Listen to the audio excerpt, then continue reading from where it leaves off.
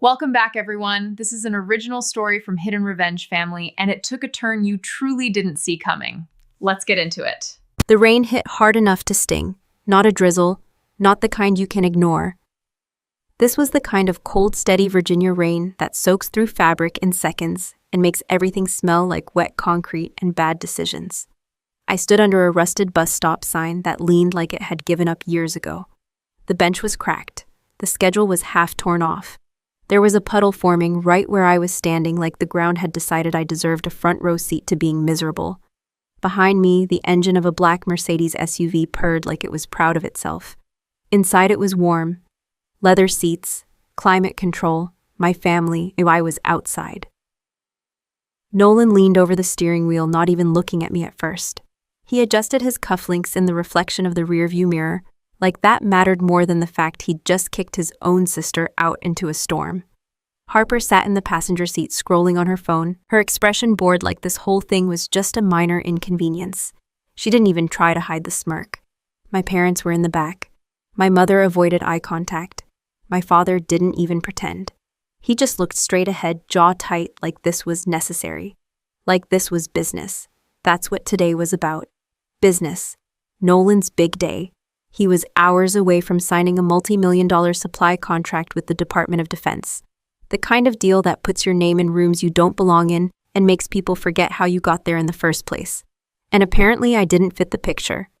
"Look at you," Nolan finally said, glancing at me like I was something stuck to his shoe. "You seriously thought you were coming with us like that?" I looked down at my coat. It was old, worn at the edges, cheap enough to pass unnoticed. That was the point. "I wasn't planning to be seen," I said. Harper let out a small laugh. "Yeah, that's kind of the problem. You look like you shouldn't be seen anywhere near us." I didn't respond. Nolan shook his head slowly. "I've got generals at this dinner tonight. Real people, people who matter, and you want to show up looking like that, like what I asked." He didn't answer right away. He just gave me that look again, the one that says everything without saying anything. "A liability," he said finally. The word landed flat. No drama, no yelling, just clean, calculated. My father cleared his throat from the back seat. "Nolan's right. This isn't the time for distractions. Distractions. That's what I was." My mother finally spoke, her voice softer, but no less sharp. "You could have at least made an effort, Kelsey." I almost smiled at that. If she knew what I had on under this coat, she wouldn't have said a word. But she didn't. None of them did. And that was exactly how I needed it. "I'll get out," I said. No one argued. That part was almost funny. I reached for the handle and stepped out into the rain. It hit instantly cold and heavy, soaking through my coat in seconds. The door shut behind me with that expensive quiet click that makes everything feel final. For a second, I thought that was it. They'd just drive off, but Nolan rolled the window down, slow, controlled, like he was giving me one last chance to understand my place. I walked a couple steps closer, rain dripping off my hair, my sleeves pooling at my feet. He looked at me then, really looked, not like a brother, like a problem he was done dealing with. "You're going back to your apartment," he said. "That tiny place you insist on living in." I didn't answer. He reached into his pocket, pulled something out, and flicked it out the window. It hit the ground right in front of me, landing in the puddle with a soft splash. A $10 bill, wrinkled, wet, already half submerged. "Take the bus," he said, "and don't show up tonight." Harper leaned over slightly, watching me now with open amusement. Nolan's voice didn't change. "You're an embarrassment to the Vance name, Kelsey. Don't make it worse." The window rolled back up. No hesitation, no second thoughts.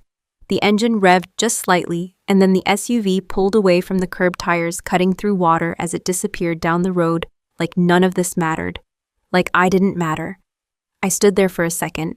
Rain pouring down, bus stop empty, no one watching, no one coming to fix it. Good. I looked down at the $10 bill floating in the puddle. For a moment I just let it sit there, let the rain hit it, let it soak. Then I stepped forward and bent down, picking it up between my fingers. It was colder than I expected. I smoothed it out carefully, running my thumb along the crease like it was something worth preserving. Not because of the money, because of what it meant. I folded it once, then slipped it into my pocket. I didn't cry, didn't even feel the urge. That part of me had been gone for a while. Instead, I reached inside my coat, past the worn lining, past the hidden seam, and pulled out something they would never expect me to carry. A secure satellite phone, matte black, no branding, no nonsense. The kind of device you don't get unless someone very high up trusts you with things that don't make the news. I turned it on, it connected instantly. Of course it did. I raised it to my ear and waited. It rang once, then a voice came through, sharp and alert. "Thorne, Major Thorne," I said, my voice steady despite the rain dripping off my chin. "It's Vance." There was a pause. Not confusion, recognition. "Yes, ma'am." I watched the empty road where Nolan's car had disappeared. "Activate audit protocol," Red Alpha went, I said. No hesitation on his end. "Target," I didn't look away. "Nolan Vance," I said. "Full corporate review, financials, guarantor records, everything tied to his DoD contract." Another brief pause, not doubt. "Just processing speed." "Understood," Thorne replied. "Initiating now." I lowered the phone slightly, listening to the rain for a second longer. Then I added calm and precise. "Flag it for command level visibility."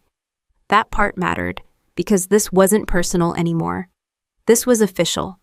"Yes, ma'am," he said. "Red Alpha is live." The line went quiet. I ended the call, slipped the phone back into my coat, and stepped back under the broken bus stop sign like nothing had changed. But everything had, because Nolan thought he left me behind with $10 and no options. What he actually did was put himself on a list that doesn't forget names. Have you ever been treated like you didn't belong in your own family, only to realize later you were the only one who actually did? The black sedan pulled up before the rain even had time to slow down. It didn't honk, didn't hesitate. It just stopped right in front of me like it already knew where I'd be standing. Government plates, tinted windows, engine running. The rear door opened from the inside. No driver stepping out, no questions asked. I walked over water dripping off my coat and slid into the back seat without saying a word. The door shut behind me with a solid sealed thud that blocked out the rain instantly. Different world, dry, quiet, controlled. The driver didn't turn around. Fort Belvoir, yes, that was all he needed. The car pulled away smoothly, leaving the broken bus stop behind like it had never existed. I leaned back against the seat, pulling my coat slightly tighter, not because I was cold, but because I needed a second to switch gears. Family problem off, mission on. By the time we hit the highway, I had already replayed Nolan's face in my head twice. Not the insult, not the $10 bill, the confidence. That calm, untouchable confidence that comes from thinking the system works for you. That's always the part people get wrong. The system doesn't work for you, it watches you. And today Nolan had just walked straight into its line of sight. The car passed through the first security checkpoint without stopping. The guard barely glanced inside before waving us through. Clearance was already logged. Of course it was. When you operate at a certain level, doors don't open, they stay open. We pulled into a secured parking structure beneath one of the quieter administrative buildings. No signs, no labels. Just concrete cameras and silence. I stepped out of the car, my boots hitting the ground with a soft echo. The driver stayed put. He didn't need instructions. I was already moving. Inside, the air changed again. Cleaner, colder, efficient. A soldier at the front desk looked up as I approached. His posture straightened instantly. "Ma'am," I gave a small nod and kept walking. No badge check. No questions. That only happens when your identity is already in the system before you even walk in. I made my way down the hallway, past secure doors and rooms that didn't officially exist. Fluorescent lights overhead, no decoration, no distractions, just work. At the end of the corridor, I stopped in front of a reinforced door. Keypad, biometric scanner. I placed my hand on the reader. A brief pause. Access granted. Inside was the SCIF Sensitive Compartmented Information Facility. No signals in, no signals out. Just data. I closed the door behind me and walked straight to the terminal at the center of the room. Multiple screens, encrypted network, direct access to systems most people don't even know exist. I sat down, powered it up, and logged in. The interface came to life, instantly pulling up layers of classified systems, financial oversight, contractor, verification, internal audit networks tied directly to Department of Defense procurement. This is where people like Nolan get approved or erased. I entered his company name first. Vance Logistics Group. The file loaded. Clean. Too clean. That's always the first red flag. No company scaling that fast stays clean without help. I leaned forward slightly, fingers moving across the keyboard. Red Alpha Protocol, I muttered under my breath. Activating the audit layer Thorne had already initiated. New data streams opened immediately. Hidden flags, internal notes, suppressed alerts. There it was. I clicked into the financial guarantor section. And that's when I saw it. My name, Kelsey Vance. I didn't move for a second. Didn't blink. Just stared at it. Primary guarantor on a $4 million federal credit line. Approved under military personnel verification. Status active. I leaned back slowly, not surprised. Just confirming. Because there's only one way that happens. He didn't just use my name. He used my social security number, my service record, my clearance profile, everything that makes me low risk in the eyes of the government. He built his approval on top of my identity, and I never signed a single document. I opened the authentication logs. Forgery, clean enough to pass automated checks. Not clean enough to pass me. Time-stamped entries showed exactly when the data was inserted. 3 months ago. Right when his company suddenly became eligible for high-tier contracts. I let out a quiet breath. Not anger, not shock. Just clarity. Because this wasn't a family issue anymore. This was federal fraud, if his contract failed. That $4 million wouldn't disappear. It would come back. To me, full liability, federal debt. Attached to my record, my career, my clearance, everything I've built. He didn't just throw me out into the rain. He positioned me to take the fall if his deal collapsed. I looked back at the screen, at my name, at the debt. And then I started working. I traced every transaction tied to his company. Loan origination, credit approvals, internal recommendations. Someone had helped him push this through. Maybe more than one person. That would matter later. For now, I focused on control. Because before you dismantle something, you freeze it. I opened a separate terminal window and accessed Pentagon-level oversight controls. Restricted. Locked. Not for long. I entered my credentials. A secondary verification prompt appeared. I confirmed it. The system paused, then granted full access. This is where most people would hesitate. Where emotion kicks in. Where anger makes you sloppy. I didn't feel any of that. Just precision. I pulled up Nolan's financial profile. All associated accounts, all active contracts, all pending approvals. Then I selected one option, security freeze. A small warning box appeared on the screen. This action will immediately suspend all financial activity and trigger internal review. Continue, I didn't rush it. Didn't hesitate either. I clicked. Confirm. The system processed for half a second, then updated. Status frozen. Just like that. Every account, every transaction, every approval tied to Nolan Vance stopped. No alert sent to him directly. No loud alarms, just a silent lock placed on everything he thought he controlled. I closed the window, sat back, and let the silence settle for a moment. This was the first move, not revenge, correction, because people like Nolan don't learn from words. They learn when the system they depend on turns against them.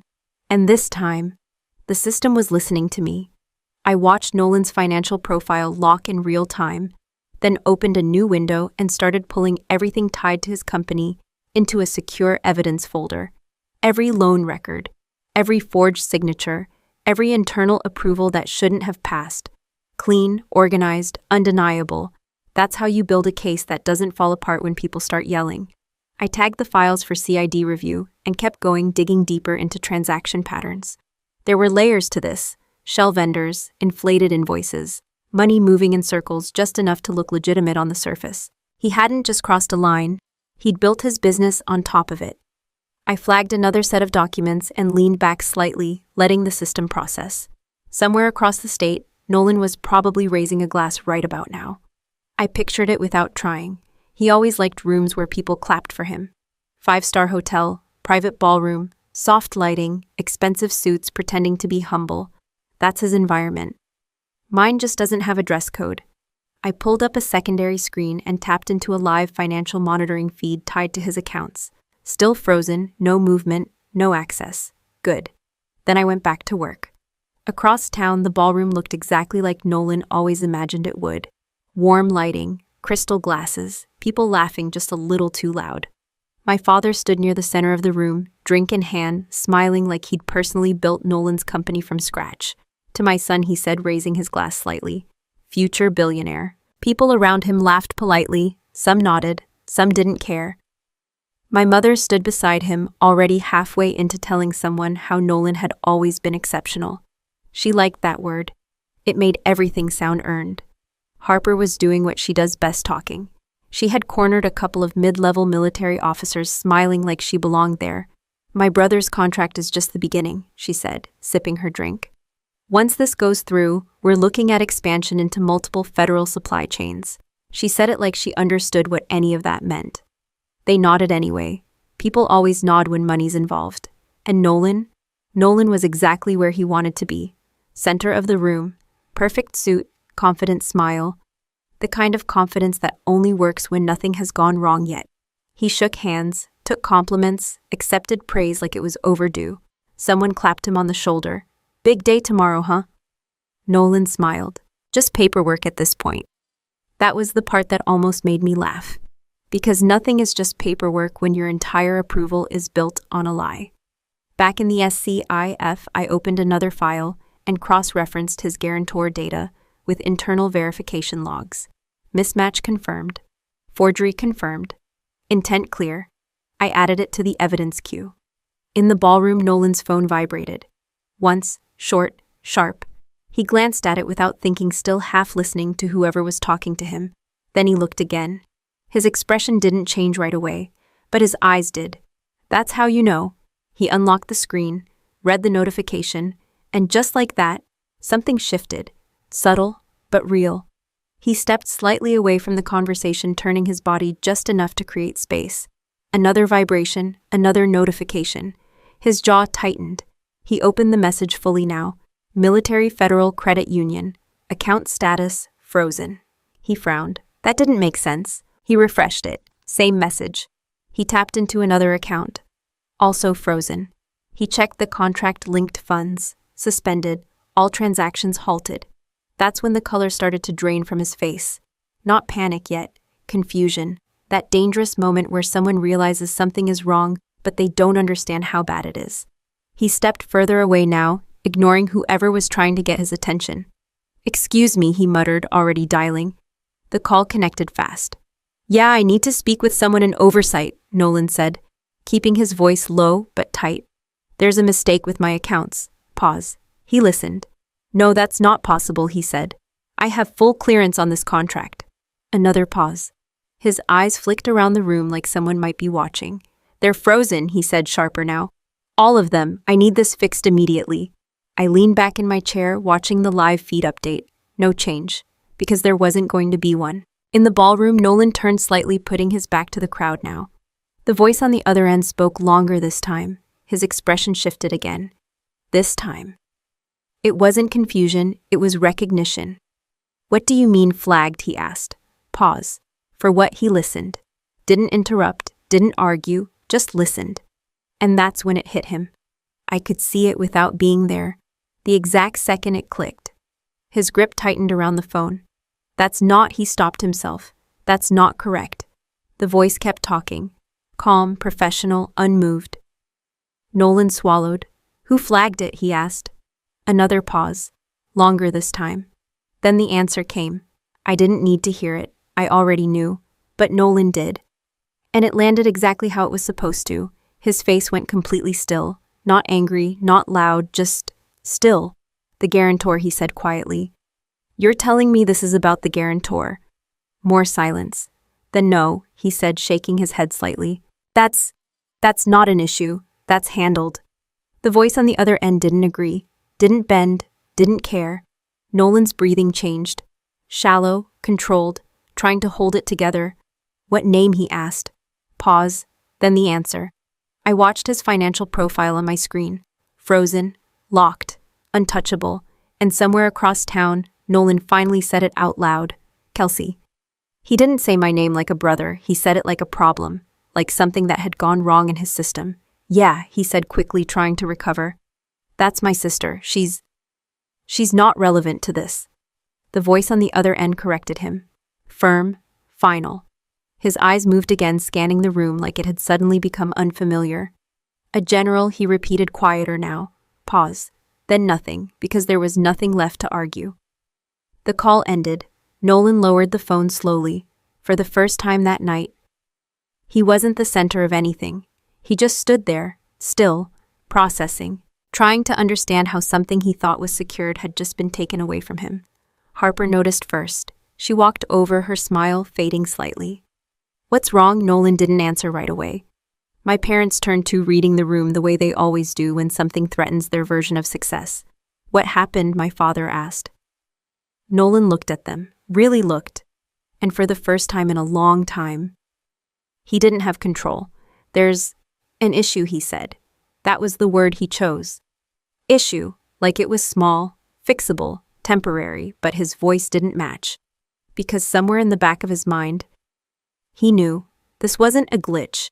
This wasn't bad timing. This wasn't random. This was targeted. And even now, he still thought I was the mistake, not the one holding the knife. I unlocked the door before they could knock a second time. Not because I was surprised, because I already knew they were coming. Nolan doesn't sit with problems. He storms them. The door swung open, and there he was, same suit from last night, just without the confidence. Harper stood behind him, arms crossed. My parents filled the hallway like backup that didn't need to think. They pushed inside without asking. Of course they did. My apartment looked exactly how they expected it to. Small, clean, cheap furniture, no decorations that meant anything. Just enough to look like someone barely getting by. A cover that had worked for years. Nolan didn't sit. He walked straight to the table in the center of the room and slammed his hand down on it like he was starting a meeting he owned. What did you do? He snapped. No greeting, no pause, just accusation. I closed the door behind them and stayed where I was. I'm not sure what you mean, I said. Harper let out a sharp laugh. Oh, don't do that. Don't play dumb now. My father stepped forward slightly, already annoyed. Your brother's accounts are frozen. His contract is on hold. You want to explain that? I looked at Nolan. He was watching me closely, not yelling now, measuring, trying to figure out if I understood what was happening. I don't manage his accounts, I said. That's the problem, Nolan shot back. You should have been paying attention to your own financial records. There it was, the spin. He moved fast, pacing once across the room before turning back to me. You think the system just randomly flags people, he said. No, it flags weak links, it flags inconsistencies. And right now that inconsistency is you. I almost smiled. Almost. Harper shook her head, stepping in. This is exactly what we were worried about. You've always been sloppy, always cutting corners, and now it's hitting the rest of us. My mother nodded immediately. We told you to be more responsible, Kelsey. This isn't just about you anymore. My father didn't hesitate. You're dragging this family down. They didn't ask a single question, not one. They didn't wonder why my name was tied to anything. Didn't ask how it got there. Didn't even consider that something bigger might be going on. Because in their version of the world, I was always the problem. Nolan leaned forward slightly, hands on the table, locking his eyes on mine. I need this fixed, he said, his voice lower now, controlled. And you're going to fix it. How? I asked. He didn't answer right away. Instead, he reached into his briefcase and pulled out a folder, thick, organized, prepared. He slid it across the table toward me. I didn't touch it yet. Open it, he said. I stepped forward, pulled out the chair, and sat down slowly. Then I opened the folder. Legal documents. Formatted clean, official language, pre-drafted statements. I scanned the first page, then the second, then the third, and there it was. A full liability transfer. It stated that any discrepancies tied to the financial guarantor were the result of administrative oversight mine, that I had failed to properly maintain or report my financial status, that I accepted full responsibility, that Nolan and his company were not at fault. I flipped one more page, signature line, mine. I looked up at him. You want me to take the fall, I said. Nolan didn't flinch. I want you to correct your mistake, he replied. Harper nodded like that made perfect sense. It's the least you can do. My mother added. Your brother worked hard for this opportunity. My father didn't even bother softening it. You owe him. I let the silence sit for a second. Not for them, for me. Because this right here, this was the moment. Not the rain, not the $10. This where they didn't just dismiss me. They expected me to erase myself for them. Nolan tapped the folder lightly. If you sign that, the system clears, the contract moves forward. This goes away. And if I don't, I asked. He didn't hesitate. I file a formal complaint, he said. Military chain of command. Financial misconduct. Non-cooperation. Harper crossed her arms tighter. You don't want that on your record. My mother's voice turned cold. And don't expect us to stand by you if you refuse. My father finished it. You'll be out of the will. There it was, the full package. Threats, pressure, control, all wrapped up like they were doing me a favor. I looked back down at the paper, then at the pen sitting on the table. For a second, no one spoke, because they all thought the same thing, that I'd fold, that I always fold.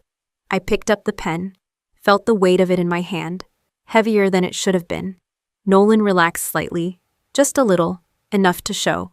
Harper exhaled like the problem was already solved. My mother softened her posture. My father looked satisfied. I placed the tip of the pen on the paper, paused. Then I looked up, straight at Nolan. I'll sign it, I said. Relief moved through the room instantly. Too fast, too easy. Nolan nodded once sharp. Good. That's the smart move. But I didn't write anything, not yet. I'll sign it, I repeated, but I'm not doing it here. That stopped him. I set the pen down gently. I'll bring it with me, I said, to your contract signing. His eyes narrowed. Why would you do that? Because if I'm taking responsibility for something this big, I said, keeping my voice calm, I want it done properly. In front of the people it actually affects. Harper frowned. That's not necessary. It is, to me, I said. Nolan studied me again, longer this time, trying to decide if this was control or compliance. What are you playing at? He asked quietly. Nothing, I said. You want this fixed. I'm agreeing to fix it. I tapped the folder lightly. I'll bring the signed documents to the Pentagon on Friday. Hand them over myself. Another pause. He thought about it, ran through the risk, and came to the only conclusion someone like him ever does when things start going his way again. That he's back in control. Fine, he said. Harper relaxed again. My parents exchanged a quick glance. Crisis avoided, just like that. Nolan picked up the folder and pushed it back toward me. Don't mess this up, he said. I closed it carefully. I won't, because he was right about one thing. This wasn't the kind of mistake you get to fix twice. He turned and headed for the door, already moving on. Harper followed. My parents didn't look at me again. They didn't need to. They thought they'd handled it. The door shut behind them. And just like that, the apartment was quiet again. I sat there for a moment, the folder in front of me, the pen still on the table. Then I opened it one more time, looked at the signature line, and closed it again, untouched. Because I wasn't bringing them a solution. I was bringing them an ending. I locked the folder in my drawer and didn't touch it again. Because I wasn't bringing that paper to the Pentagon. I was bringing something a lot heavier. By the time the sun went down, I was already back inside a SCIF, different room. Same silence. No windows, no signals, no distractions. Just screens, secured systems, and people who don't waste time pretending things are okay when they're not. 3 CID agents were already inside when I walked in. All business, no small talk. One of them, a senior investigator named Ruiz, nodded once. Ma'am. I returned it and stepped toward the main console. Let's get started. The room dimmed slightly as the primary display activated. Files loaded. Evidence lined up, clean, organized, ready. This wasn't a guess anymore. This was a case. I brought up the first set of documents, loan origination files. Highlighted sections lit up on the screen. Forgery confirmed, I said. Signature mismatch across 3 independent verification points. Timestamp anomalies match internal access logs tied to Vance Logistics Group. Ruiz stepped closer, scanning the data. He didn't even try to hide the pattern. He didn't think anyone would look, I said. That's always the difference. Criminals who get away with things for too long don't get smarter, they get comfortable. I switched to the next file, tax records, or more accurately, what was supposed to be tax records. Reported revenue versus actual inflow. I said, pulling up a side-by-side comparison.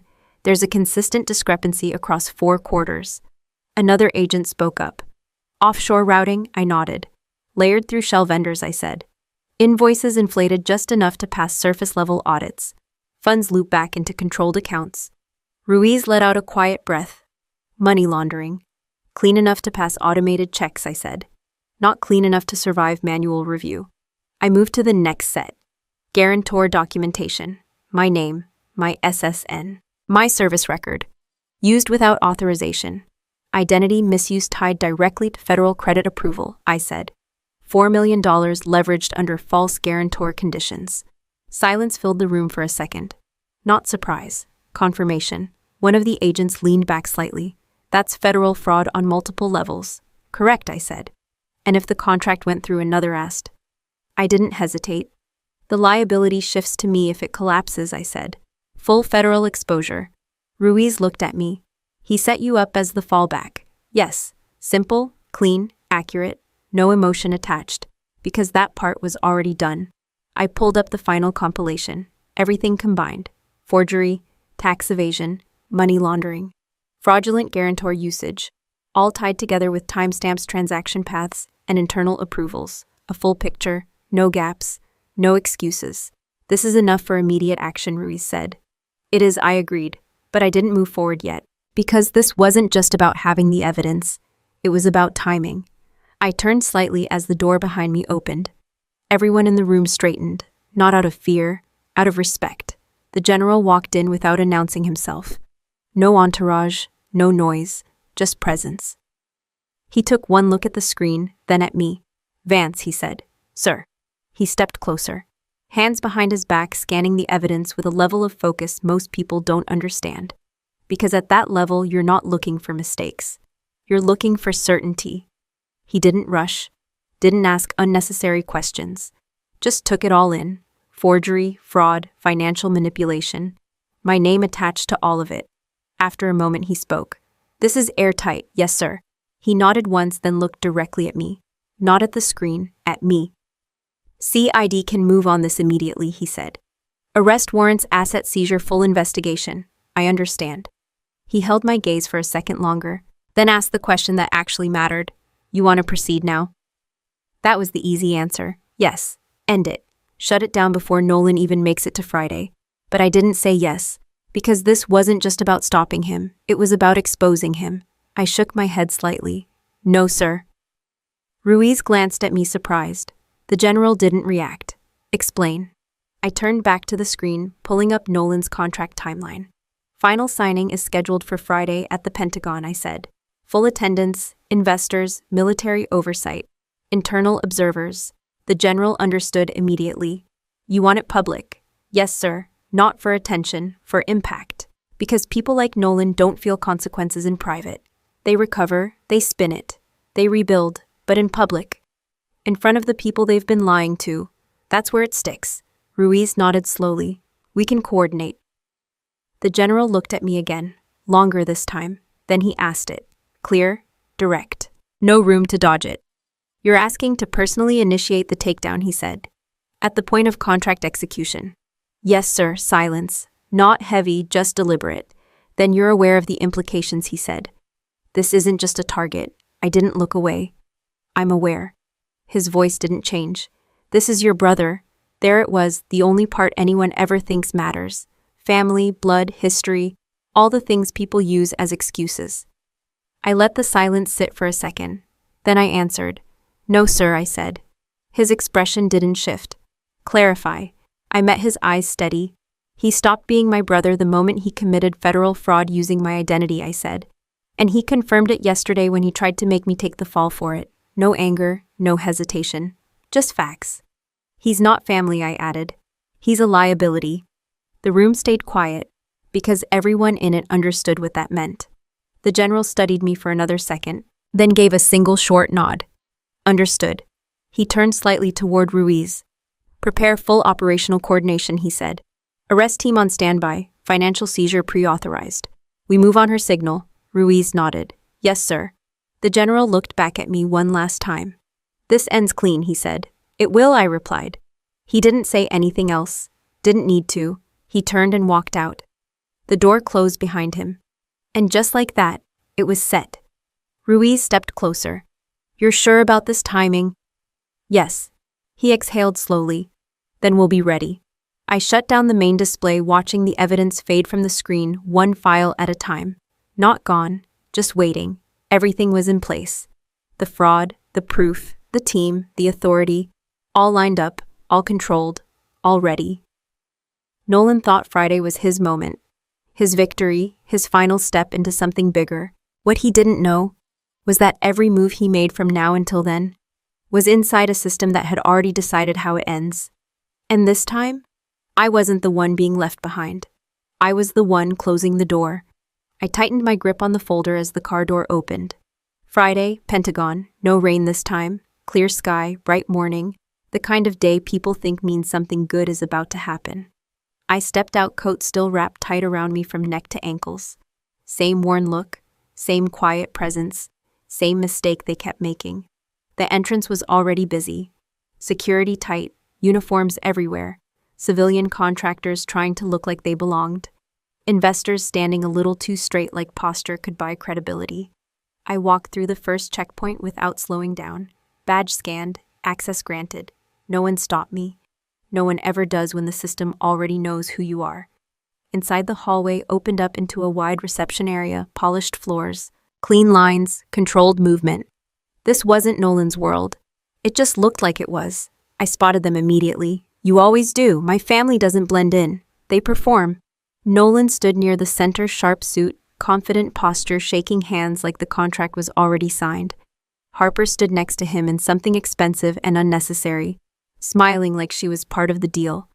My parents hovered close, talking to anyone who would listen, already telling the story of how their son built something from nothing. From nothing. That part never gets old. I walked forward slowly, not rushing, not hiding, just moving, and it didn't take long for Nolan to see me. His eyes locked on instantly. There was no confusion this time. No hesitation, just irritation. He excused himself mid-conversation and walked straight toward me, fast, controlled, annoyed. Before I could even reach the main corridor, he grabbed my arm and pulled me slightly to the side, out of direct view, not private, just less visible. "What are you doing here?" he snapped under his breath. I didn't pull away. "You told me to bring the paperwork," I said. He glanced down at the folder in my hand, then back at my face. "Yeah," he said. "And I expected you to show up looking like you understand where you are." I didn't answer. He leaned in slightly, lowering his voice. "This is the Pentagon," he said. "Not your little apartment." I let that sit. He stepped back, looking me up and down. The coat, the shoes, the silence, everything he thought he understood.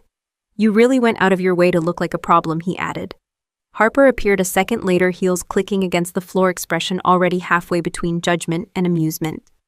"Wow," she said, looking me over. "You actually wore that here." I didn't look at her. Nolan shook his head slightly, like he was disappointed but not surprised. "Whatever," he said. "Do you have it?" I held up the folder slightly. Yes. That was all he needed. His posture shifted instantly. Back to control. Back to confidence. He reached out, but I didn't hand it over yet. "Not here," I said. His jaw tightened. "What do you mean, not here?" I said. "I'd bring it," I replied. "I didn't say I'd hand it over in a hallway." Harper rolled her eyes. "Are you serious right now?" Nolan stared at me for a second, then exhaled slowly. Fine, he could work with that. He always thinks he can. "Okay," he said. "We're about to go into the conference room anyway. You can give it to me before the signing." I nodded once. Exactly. That satisfied him. Of course it did. Because in his head, everything was already solved. He reached out again this time, not for the folder, for my shoulder. He patted it lightly. Not support, control. "You did the right thing," he said, a small smile forming. "I knew you would." I didn't respond. He leaned in just slightly, his voice dropping again. "Just remember," he added, "this is bigger than you." That part almost made me laugh. Almost. He pulled back and straightened his jacket. Then his eyes dropped to my coat one more time. And that's when his expression changed. Not serious, not angry, amused. The kind of look people get when they think they've already won. "You know what you look like right now," he said. I didn't ask. He smirked anyway, like a rat that wandered into a palace. Harper let out a small laugh behind him. My parents hadn't walked over yet. They didn't need to. They trusted him to handle me. He reached into his pocket, pulled something out, and for a second I already knew what it was before I saw it. The same $10 bill, still wrinkled, still worthless. He pressed it into my hand. Not thrown this time. Placed, controlled, here he said. For when you leave, I looked down at it for half a second, then back at him. Take the bus, he added, voice low, almost casual. And don't stick around. You've done enough. Harper smiled wider. Yeah, she said. You've helped more than you usually do. I closed my fingers around the bill, didn't drop it, didn't react, just held it. Nolan nodded once satisfied. That was it. That was the moment he thought mattered. He turned his back on me without another word and walked toward the conference room. Harper followed. My parents joined them halfway, already talking again, already smiling, already acting like this was done. I stood there for a second, in the middle of a building they thought I didn't belong in, holding a $10 bill they thought defined my place. The hallway moved around me, people walking, voices low, doors opening and closing, everything normal, everything calm. I slid the bill into my pocket, right next to the first one. Then I adjusted my grip on the folder and started walking, not toward the exit, toward the room. Because Nolan was right about one thing. This was bigger than me. He just didn't realize. It wasn't bigger than what I was about to do. I pushed the conference room door open just as Nolan reached for the pen. Perfect timing. Inside, everything looked exactly how he wanted it. Long, polished table, flags positioned just right, mid-level officials seated in clean uniforms and tailored suits, legal teams lined along the wall, a couple of observers in the back pretending not to judge. And right in the center, Nolan, standing tall, confident again, like the last 48 hours had just been a minor inconvenience. The contract sat in front of him, neatly arranged, waiting for a signature that he thought would change his life. Harper stood off to the side, watching like she was about to witness history. My parents were near the back, already smiling, already proud, already telling themselves they backed the right child. No one noticed me at first. That's the advantage of being underestimated. I stepped inside quietly, the door closing behind me with a soft but solid click. Still no one turned. Because all eyes were on Nolan, on the pen, on the moment, until hold. The voice cut through the room clean, not loud, not aggressive, just absolute. The presiding officer stood at the head of the table, one hand slightly raised. Everything stopped. Nolan paused mid-motion, pen hovering just above the paper. Confusion flickered across his face. What's the issue, he asked, trying to keep his tone steady. The officer didn't answer right away. Instead, he looked toward the door, toward me, then back at Nolan. This contract cannot proceed at this time, he said. That got everyone's attention. Chairs shifted, eyes moved. Nolan frowned. I'm sorry, what the officer's voice didn't change. Final authorization authority has been reassigned. A small ripple moved through the room. Not panic, just uncertainty. Nolan straightened slightly. Reassigned to who? There was a brief pause. Then the newly appointed Director of Logistics Oversight, the officer said. Brigadier General Vance. Silence. Not quiet. Empty, like the air had been pulled out of the room. Nolan blinked. Once, then again. Vance, he repeated. Harper looked at him, then at my parents. My father frowned. That doesn't make sense. My mother shook her head slightly. There must be some mistake. Nolan let out a short breath, forcing a laugh that didn't land. Okay, he said. Whoever that is, we can sort that out after I'm here. That's when they all turned, every single one of them, toward me, standing just inside the door, still wearing the coat, still holding the folder, still exactly what they thought I was. For half a second, no one spoke, because their brains hadn't caught up yet. Nolan stared at me like I'd just walked into the wrong room. What are you doing in here, he said. I didn't answer him. I walked forward, slow, steady, measured, each step echoing just enough to be heard. The room stayed silent, eyes followed, confusion building. Nolan's expression shifted from irritation to something else, something less certain. What is this, he asked, his voice tightening slightly. I stopped a few feet from the table, close enough. Then I reached up and unbuttoned my coat. No rush, no hesitation, just deliberate movement. Nolan frowned. Kelsey? I shrugged the coat off my shoulders, let it slide down, caught it in one hand, and dropped it onto a nearby chair. The room changed instantly, because underneath, there was nothing worn, nothing cheap, nothing accidental. Pressed army uniform, perfect lines, clean insignia, rows of ribbons that don't get handed out for showing up. And on my shoulders, a single silver star on each side. Brigadier General. The reaction was immediate. Chairs moved fast, boots hit the floor. Every uniformed officer in that room stood up at once, sharp, precise. Salutes snapped into place like muscle memory. Ma'am, not a suggestion, not optional. Nolan didn't move, he just stared, like his brain refused to process what it was seeing. Harper's mouth opened slightly, but nothing came out. My parents, they didn't even try to hide it. Shock stripped everything else away. My father's face drained. My mother took a step back like distance would fix it. I didn't look at them. I stepped forward, straight to the head of the table. The presiding officer stepped aside without a word, because at this point, there was nothing to explain. I set the folder down in front of Nolan, not gently, not aggressively, just final. He looked down at it, then back at me, then at the uniform again, still trying to connect pieces that didn't fit his version of reality. You, he started, didn't finish, because there was nothing he could say that made sense anymore. I opened the folder, turned it toward him, but it wasn't the document he expected. No liability transfer, no signature, just evidence, clean, clear, organized. CID documentation, forgery reports, financial trails, everything. His eyes moved across the first page, then the second, then back to me. What is this, he asked, but the question didn't have any strength behind it. You know what it is, I said. My voice stayed calm, level, controlled, because that's how this works. No yelling, no drama, just facts. This contract is terminated effective immediately, I said. The room stayed still, listening, processing. No one interrupted, because they already understood. I closed the folder, pushed it slightly forward. And you, Nolan Vance, I continued, are now under investigation for federal fraud, identity theft, and financial misconduct tied to Department of Defense contracts. That's when it broke. Not loudly, but completely. No, he said, shaking his head.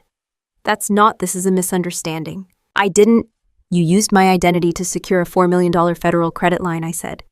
Without authorization, he stepped back slightly, just one step. But it was enough. I can't explain that, he said quickly. It's not what it looks like. It looks exactly like what it is. Silence again. Heavy this time, real. I didn't raise my voice, didn't need to, because the system was already moving. Behind him, the conference room doors opened again, and this time, no one missed it. CID agents stepped inside, clean suits, direct posture, no wasted movement. One of them spoke clearly, Nolan Vance. He didn't answer, didn't turn, didn't move, because somewhere deep down, he already knew. The agent stepped closer. Sir, you are being detained pending federal charges. Harper backed away immediately. My parents didn't say a word. They just stood there, watching, as everything they thought they built collapsed in front of them. And Nolan, for the first time in his life, had nothing to say. Because this time, there was no one left to blame, and no system left to hide behind. The moment the agent stepped forward, the room stopped pretending. No more quiet confusion. No more controlled smiles. This was real now. Turn around, sir, one of the CID agents said. Nolan didn't move at first. He just stood there staring at the folder, like if he looked at it long enough it might change. It didn't. Sir, the agent repeated, firmer this time. That's when Nolan finally reacted. This is insane, he snapped, stepping back. You can't just, there has to be a mistake. I have clearance. You have charges, the agent cut in. Turn around. The tone wasn't aggressive. It didn't need to be. Authority doesn't raise its voice. Nolan looked at me, not angry, not confident, desperate. Kelsey, he said, like saying my name might fix it. Say something. I didn't move, didn't step in, didn't soften, because there was nothing left to negotiate. You're making a mistake, he added quickly. This is going to ruin everything. It already did, I said. That was it. That was the last thing I gave him. The agent stepped in, one hand on his arm, controlled, professional. They turned him around. Metal cuffs clicked into place, sharp, final, That sound travels. It cut through the entire room. Harper gasped. Actually gasped, like she'd never heard consequences before. "Oh my God," she said, backing up. No, this can't be happening." My mother rushed forward next, her voice breaking instantly. Wait, stop. There has to be some misunderstanding." She reached for Nolan, but one of the agents stepped between them. "Ma'am, please step back." My father didn't move at first. He just stared, like if he stayed still enough this wouldn't be real. Then it hit him. And when it did, he moved fast. "Kelsey," he said, his voice cracking for the first time in my life. "Fix this. Not ask, not plead, command." Like he still thought I was something he could control. I looked at him, really looked, and saw exactly what I expected. Not concern, not regret, fear, not for Nolan, for himself. Because now he understood what this meant. My mother grabbed my arm suddenly, her grip tight. "Please," she said, her voice shaking. "That's your brother. There it was, family. They always go back to that." "We're a family," she added quickly. "You can't do this to him." I slowly pulled my arm free. Not forcefully, just enough. "Family," I repeated. My voice stayed calm, flat, controlled. The room stayed silent, everyone watching, everyone listening. "You left me at a bus stop in the rain," I said, "with $10. No one interrupted. No one could. "You didn't ask why my name was on his accounts," I continued. "You didn't question anything. You just decided I was the problem." My father tried to speak, but nothing came out. My mother shook her head, tears already forming. "We didn't know, you didn't want to know," I said. That landed harder, because it was true. I looked at Nolan one last time, cuffed, silent, finished. Then I looked back at them. "At that bus stop, I said I wasn't family to you." I paused. Just long enough. But in here, I added, "I'm not your daughter." Their expressions shifted. Confusion, fear, realization. "I'm General Vance." That was the line. Clean, clear, no way around it. The agent started moving Nolan toward the door. He didn't fight, didn't argue, because there was nothing left to say. Harper stepped back again, shaking her head like distance might protect her. "This is crazy," she whispered.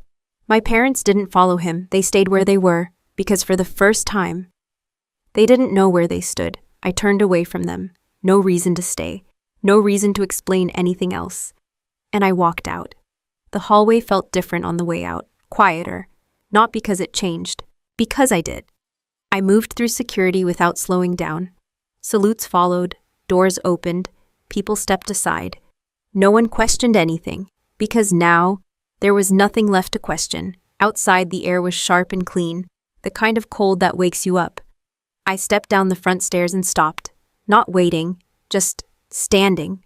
That's when I heard them. Footsteps behind me. Fast, uncontrolled. Kelsey. I didn't turn right away. They ran up breathless. My mother first, then Harper. My father close behind. All three of them. All at once. Different from before. No confidence. No control. Just panic. "What are we supposed to do?" Harper said, her voice high, shaky. "His accounts are frozen. Everything's frozen." My mother grabbed my sleeve again, weaker this time. "We can't access anything," she said. "Your father's cards aren't working.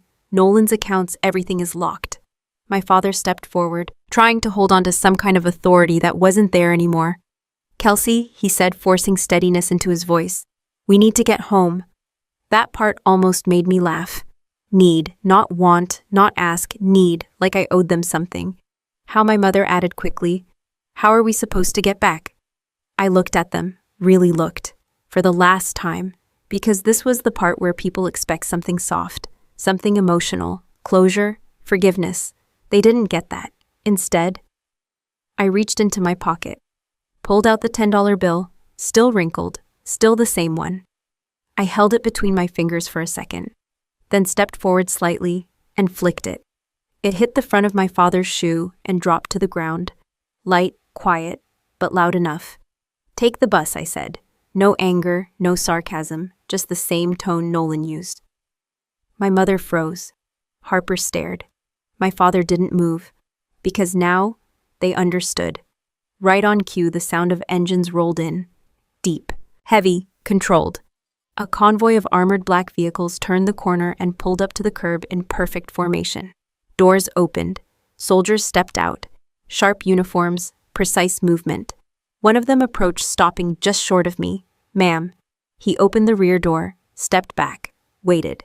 I didn't rush, didn't look at my family again, didn't need to. I stepped forward and got into the vehicle. The door closed behind me with a solid final sound. Through the tinted window, I could still see them. Standing there, still, silent, small.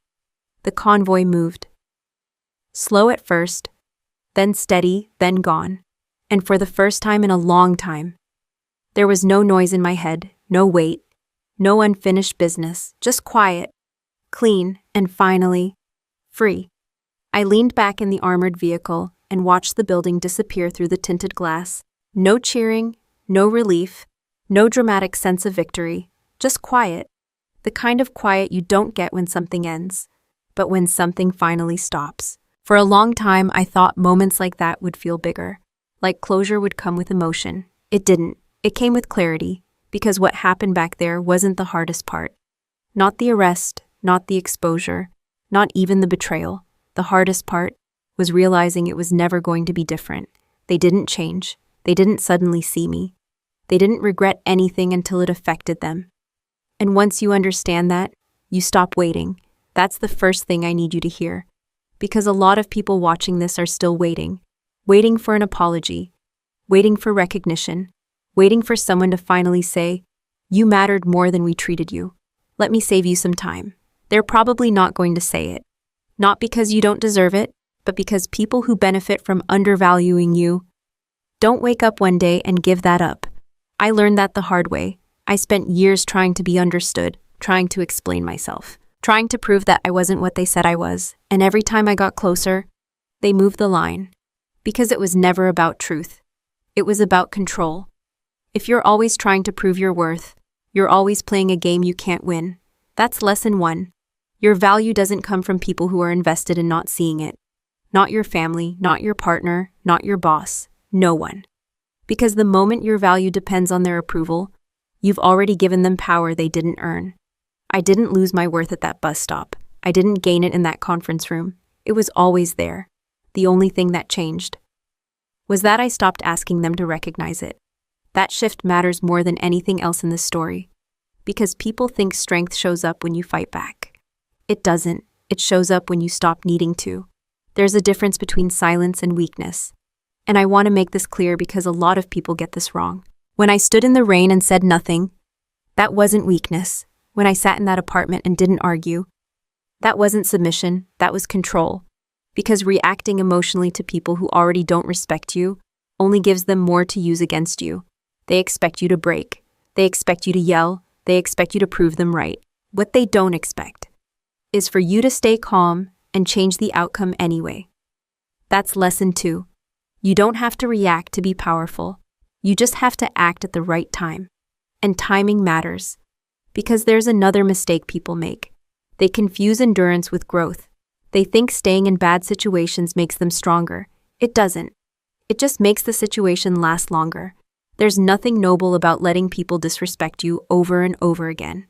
That's not maturity. That's permission. At some point, you have to decide what you're willing to tolerate. And more importantly, what you're not. That's where boundaries come in. Not the kind you talk about. The kind you enforce. Because anyone can say, "Don't treat me like that." But if nothing changes after you say it, then it wasn't a boundary, it was a request. And people like Nolan don't respond to requests. They respond to consequences. That's lesson 3. Boundaries only work when they cost something. And I know that part is uncomfortable. Because sometimes the cost is relationships. Sometimes it's family. Sometimes it's walking away from people you thought would always be there. But here's the reality no one likes to say out loud. If someone only values you when you're useful to them, they were never on your side to begin with. You were just convenient. And convenience is not the same thing as care. I want you to think about that. Really think about it. Because a lot of people stay in situations that drain them. Just because they're afraid of what happens if they leave. But what you should be asking is, what happens if you don't? How many more years do you spend trying to prove something to people who already decided who you are? How many more times do you let someone minimize you? Before you realize they're not confused, they're choosing to see you that way. And once you understand that, you stop trying to fix it. You start building something else, something separate, something real. That's what I did. Not overnight, not perfectly, but consistently. I built a life that didn't depend on their approval, a system that didn't collapse when they disapproved, a version of myself that didn't need their permission to exist. And when the moment came, I didn't have to fight for space. I already had it. That's the difference. Because at the end of all this, people will focus on the outcome, the arrest, the reveal, the ending. But that's not the real story. The real story is what happened before any of that. The part where I stopped explaining, stopped chasing, stopped shrinking. That's where everything changed. And that's the part you can actually use. So if you're watching this, and you feel like the person no one takes seriously, the one who gets overlooked, the one who always has to prove themselves just to be treated fairly, listen carefully. You don't need to convince them. You don't need to win them over. And you definitely don't need to stay where you're not respected. You need to step back, get clear, and start building something that doesn't require their approval to work. Because one day, they might finally see your value. They might recognize everything they ignored. They might even try to come back and act like it was always there. And when that day comes, it should be the day it no longer matters to you, because that's when you know you're free. I kept my eyes forward as the convoy moved, not because there was nothing to look at, but because I didn't need to look back anymore. That's the part people misunderstand. They think what happened was revenge. They think I planned it, waited for the perfect moment, and made sure Nolan lost everything the way he made me feel like nothing. That's not what this was. I didn't do any of this to hurt him. I did it to stop him. There's a difference. And if you don't understand that difference, you'll spend your whole life either letting people walk over you or becoming someone you don't recognize just to get even. Neither one works. What I did wasn't emotional, it was structural. I didn't attack him. I removed his ability to keep doing what he was doing. That's what boundaries actually are. Not words, not warnings, not long conversations where you explain how you feel and hope the other person cares enough to change. Boundaries are decisions backed by action. That's lesson 1. If nothing changes after you set a boundary, then you didn't set one. You made a request, and requests depend on the other person's cooperation. Boundaries don't. That's why people get uncomfortable when you finally enforce them. Because it's no longer a discussion, it's a shift in reality. Nolan didn't take me seriously when I stayed quiet. He didn't take me seriously when I didn't react. He only understood what was happening when the system stopped working for him, when his accounts froze, when his contract disappeared.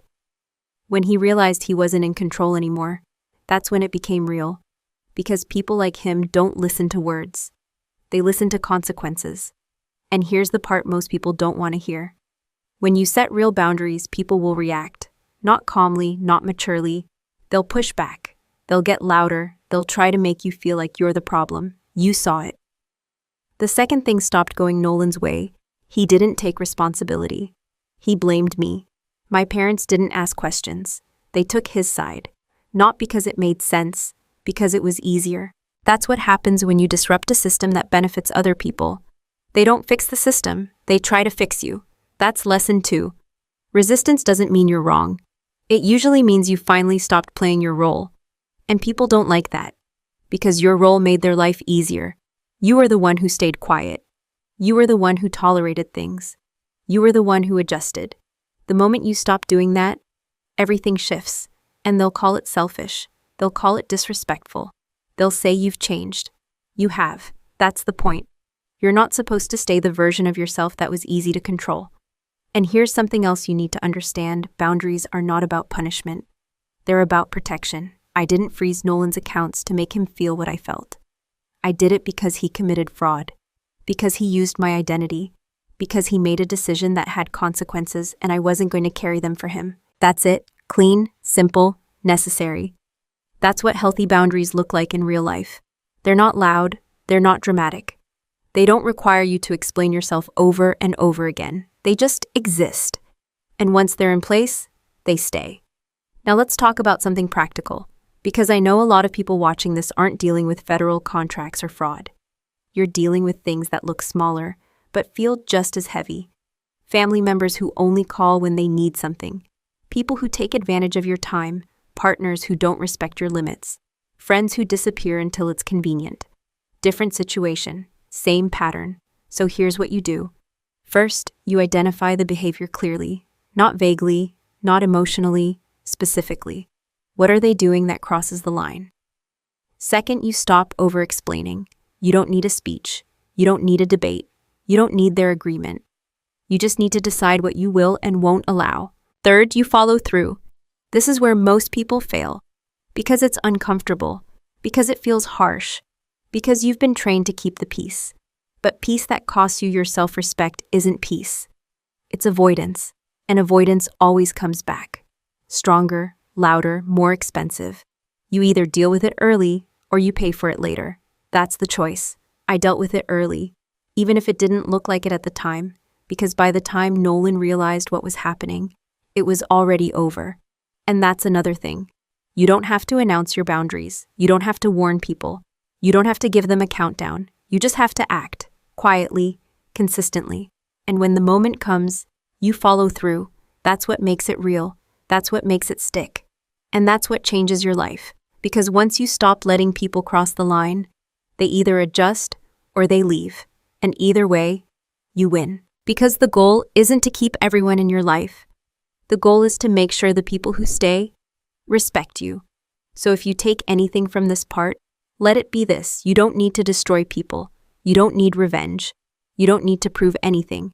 You just need to stop allowing what's been hurting you to continue.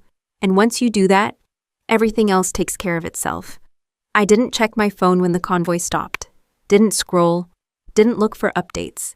Because I already knew what was happening on the other side of that story. Calls, messages, people trying to rewrite what just happened. That part always comes after. When the outcome is clear, people start adjusting their version of you. But here's the thing. By the time they finally see you clearly, it shouldn't matter anymore. And if you've ever been the one they underestimated, the one they talked over, the one they kept just outside the circle, this part is for you, because I know exactly what that feels like. Not being the favorite, not being the success story, not being the one they brag about. Instead, you become something else. The comparison, the example, the one they point to when they want to remind everyone what not good enough looks like. And if you stay in that long enough, you start to believe it. That's how it works. Not all at once, just little shifts. You speak less, you explain more, you question yourself before you make decisions. You start shrinking to fit the space they've given you, and then one day you look around and realize you've been living inside someone else's definition of who you are. That's the trap.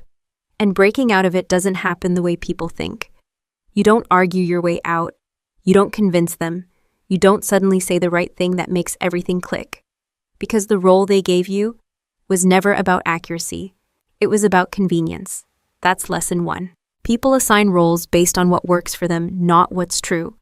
If they need you to be the less successful one, you will be, no matter what you actually do. And the more you try to prove them wrong, the more you stay in the system they created. So you don't fix it from the inside. You step out of it. That's what I did. I stopped trying to change how they saw me. I stopped correcting every assumption. I stopped explaining decisions they were never going to respect.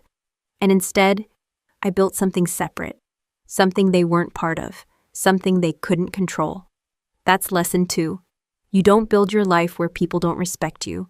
You build it where their opinion doesn't affect the outcome. That shift is everything. Because once your progress isn't tied to their approval, you move differently, you stop performing, you stop proving, you just execute. And here's where most people get it wrong. They think silence means invisibility. It doesn't. Silence, used correctly, is strategy. I didn't tell my family what I was doing. I didn't correct their assumptions. I let them believe exactly what they wanted to believe, because it gave me something most people don't understand: how to use time. Time to build, time to prepare, time to move without interference. And by the time they realized they were wrong, it wasn't something they could undo. That's lesson 3. You don't need to announce your growth. You don't need to prove your potential. You just need to develop it. Quietly, consistently, without asking for permission. Now let's talk about something practical, because I know some of you are still in it, still in the middle of being overlooked, still dealing with people who don't take you seriously. So here's what you do. First, stop trying to get them to understand you. That's not your job. If they wanted to understand, they would. You don't need to repeat yourself louder. You need to redirect your energy. Second start, building something that doesn't require their validation. Skills, career, opportunities, relationships, anything that moves your life forward without depending on their approval. Because once your progress becomes independent, their opinion becomes irrelevant. Third, pick your moment. Not every situation needs a reaction. Not every comment needs a response. But when you do act, make sure it matters. Make sure it changes something real, not just how you feel in the moment. That's the difference between reaction and strategy. I didn't respond at the bus stop. I didn't argue in the apartment. I didn't defend myself at the party, because none of those moments would have changed anything. They would have just made me feel heard for a second. And then everything would go back to the same, so I waited. And when I moved, it counted. That's what you need to understand. You don't need more noise. You need better timing. And finally, you need to let go of the idea that one day they'll see you differently and everything will be fixed. Because even if that day comes, it doesn't fix what already happened. It doesn't undo the years. It doesn't rebuild trust. It just changes their perspective. And that's not the same thing. Closure doesn't come from them. It comes from you deciding you don't need anything from them anymore. That's the real ending. Not the arrest, not the reveal, not the moment everything flips. The real ending is when you stop waiting, when you stop needing their approval to feel complete, when you look at your life and realize you built it without them, and you're better for it. So if you're the one they underestimated, the one they overlooked, the one they never took seriously, good, stay quiet, build anyway, move smart, and remember this. The day they finally recognize your worth should be the day it no longer matters to you. This story is a work of fiction, but the valuable lessons we discuss are entirely real and continue to happen to many people every day. If this style isn't for you, that's perfectly okay. Please feel free to look for other content that better suits your needs.